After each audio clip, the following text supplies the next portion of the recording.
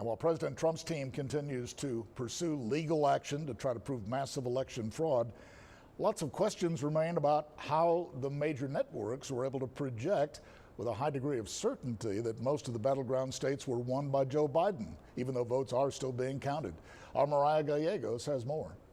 And we can say with certainty there is no mathematical way that that candidate could catch up. That candidate being President Trump. Travis Braidwood with Texas A&M Kingsville says media outlets like the Associated Press use factors like the total number of outstanding votes and the history of voting in particular states to announce a president-elect, calling elections as a high-stakes algebra problem. Once election experts determine a candidate to be outside of the reachable realm with the remaining votes left, they can conclude the losing candidate will not be able to catch up. We haven't certified any elections, right? That hasn't officially been done yet, but we can conclude, given the number of ballots, given the threshold needed, there's no possible way Donald Trump could catch up. Although Joe Biden is currently considered the projected winner, meaning unofficial winner until the electors cast their votes for the presidency in December, Braidwood says it would take a nationwide massive overturn of votes by Americans